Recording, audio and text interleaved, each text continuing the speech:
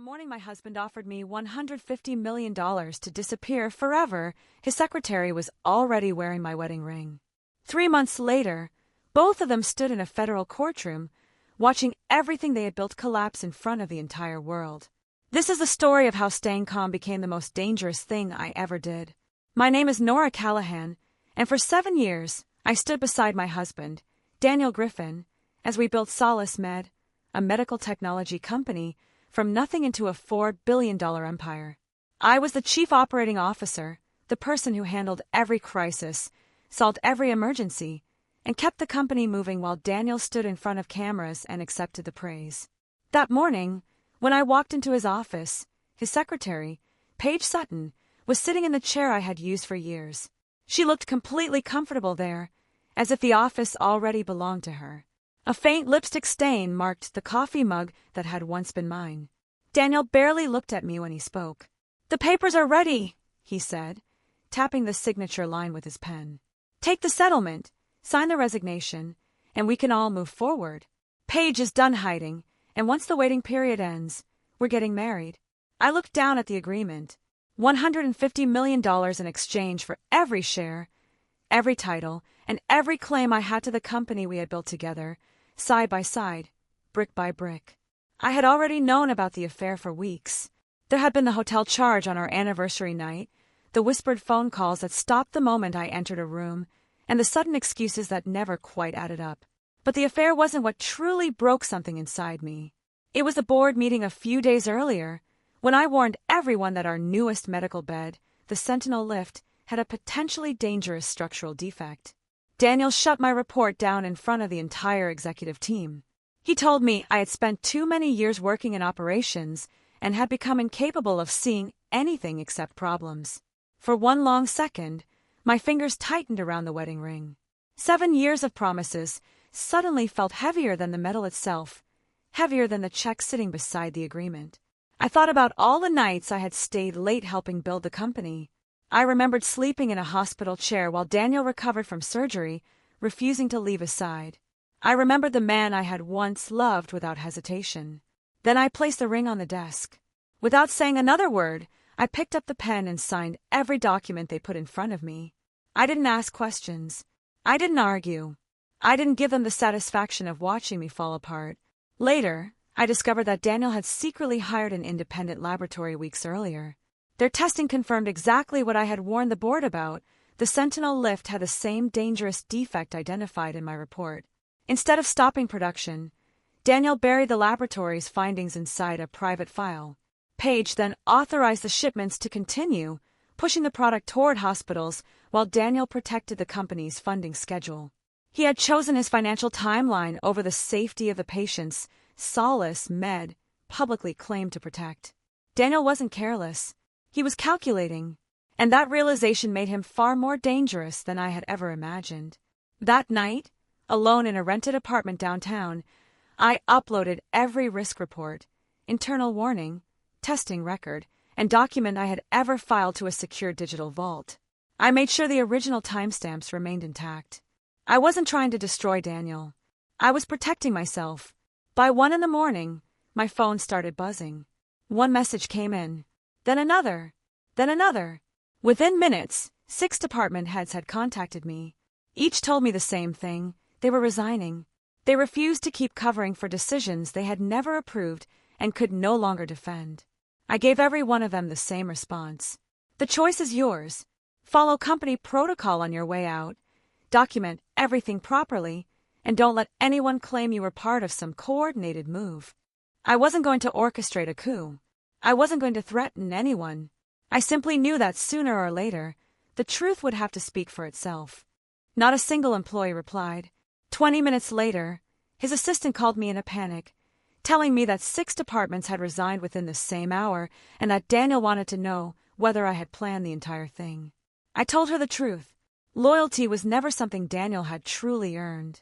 It was something he had borrowed, and sooner or later, borrowed things always have to be returned. Inside his office, Daniel demanded to know what else I wanted from him.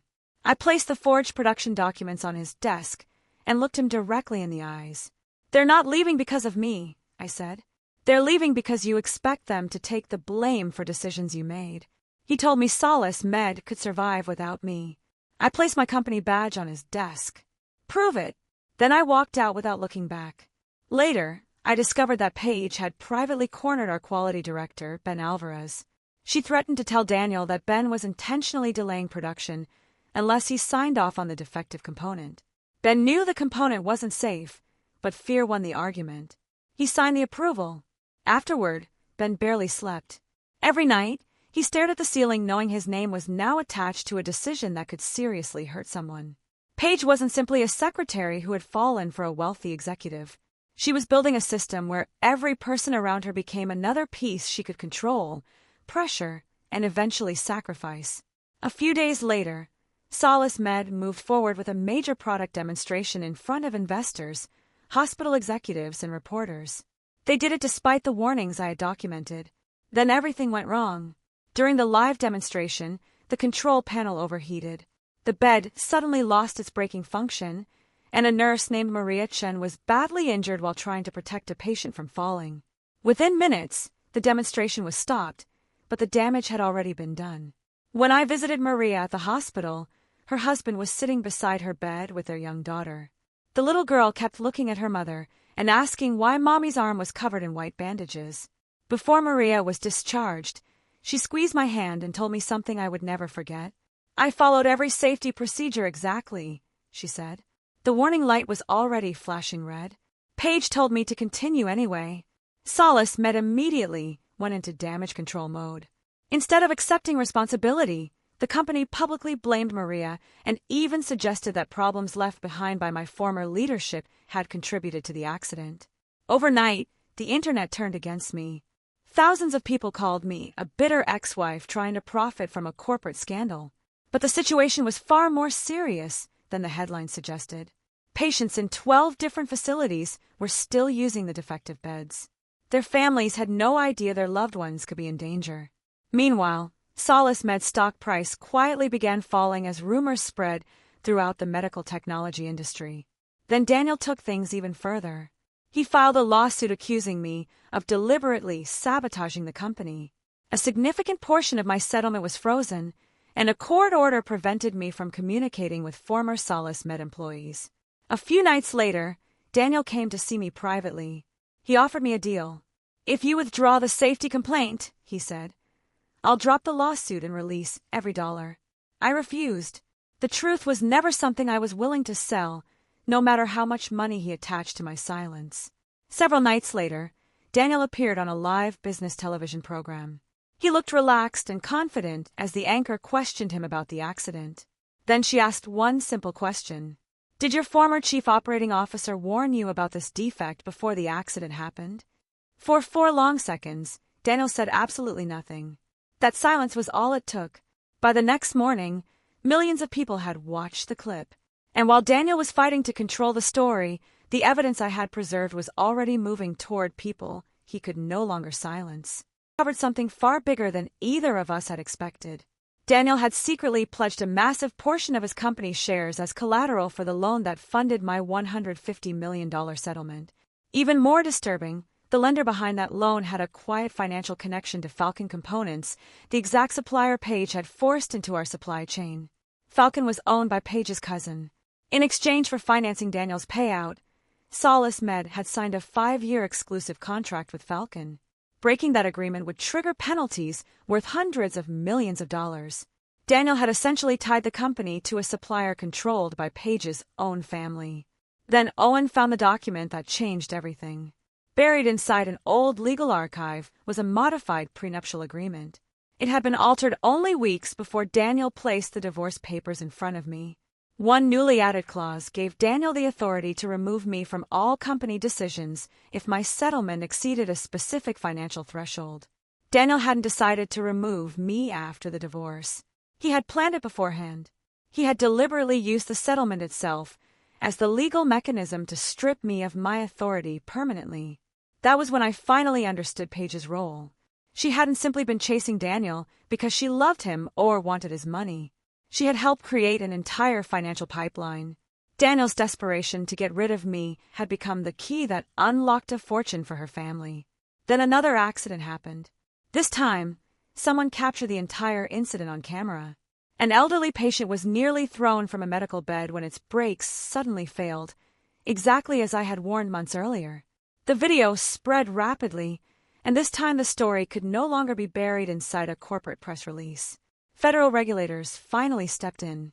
All new sales were suspended, and authorities demanded an emergency investigation into the Sentinel lift. That night, Daniel called me. His anger was gone. For the first time since I had known him, he sounded genuinely afraid. "Do you still have the laboratory results?" he asked. I knew exactly what he meant. Yes. He begged me not to release them until his latest funding round had closed. I listened quietly before giving him the only answer he deserved. Some things aren't yours to control anymore. At the emergency hearing, I stood inside the same boardroom where I had once led hundreds of meetings. I presented the entire timeline calmly, beginning with my original safety warning and continuing through every decision that followed. One document at a time. One date at a time. One warning after another. Paige spoke first. She insisted she had only followed Daniel's direct instructions. Then Daniel spoke. He claimed he had never authorized the forged approvals and had no knowledge of the altered documents. For a moment, I could feel the room shifting against me. It reminded me of the board meeting months earlier, when everyone had believed Daniel simply because he spoke with more confidence than I did. Then the forensic expert stepped forward. The modified prenuptial agreement appeared on the screen. Then the loan documents. Then the falsified signatures. The timestamps appeared beside them, showing that the documents had been created, modified, and used according to a timeline that directly contradicted both Daniel's and Paige's statements. The room went completely silent. There was nowhere left for either of them to hide. The fallout was immediate. Federal regulators ordered a full recall of every defective Sentinel lift. The board removed Daniel as chief executive on the spot, and Paige was terminated and permanently prohibited from serving as a corporate officer. Daniel lost control of the company he had spent 7 years building. To cover the growing penalties, lawsuits, and claims from injured patients and their families, he was forced to sell nearly everything he owned. The company that had once been valued at billions was now fighting simply to survive. And the wedding announcement Daniel had proudly sent to the entire company was quietly withdrawn. The wedding was canceled. This time, absolutely no one was surprised. I shop across the street from my new office. A few former employees noticed him and immediately looked away. Even the barista barely acknowledged him when placing his order in front of him. He never noticed me standing outside. I didn't walk in. I didn't confront him. I simply finished my coffee, gathered my things, and crossed the street back toward the building where people still trusted me. I didn't need to say anything. The difference between our lives said enough. Daniel had once walked into rooms and commanded everyone's attention. Now, people couldn't even bring themselves to meet his eyes. Months later, Daniel sat across from me one final time as we signed the final divorce documents. For several minutes, neither of us spoke. Then he looked at me and quietly asked, "Was there ever really anything worth saving between us?" "I miss us," he added. I studied his face for a long moment before answering. "No, Daniel, you don't miss us. You miss having someone who kept saving you every time you fell." He looked down at the papers. I continued. "You had someone who believed in you, protected you, and stood beside you when nobody else would. You just didn't understand the value of that until she stopped doing it." I didn't disappear into the money Daniel had offered me. I used part of my settlement to build a new consulting firm with Marcus and Owen. We started small, carefully, and with one rule that guided every decision we made. No single person should ever be forced to carry an entire company's conscience alone. We grew slowly. We refused shortcuts. We documented everything. We never allowed signatures to be forged, safety concerns to be buried, or someone's silence to become the price of protecting a business. For the first time in years, my evenings became peaceful. When the office lights went off, I went home. There were no emergency calls waiting, no crisis I had to fix, no executive expecting me to clean up a disaster I hadn't created. I finally understood something I had been too afraid to admit before. Walking away didn't destroy my life. It exposed the people who had been quietly destroying theirs. And the day I finally stopped protecting my husband was the exact same day I started protecting myself. If this story moved you, Subscribe and join Revenge Tales for more powerful stories of betrayal, consequences, and second chances. Because sometimes the strongest revenge isn't destroying the person who hurt you. Sometimes it's simply refusing to stay silent.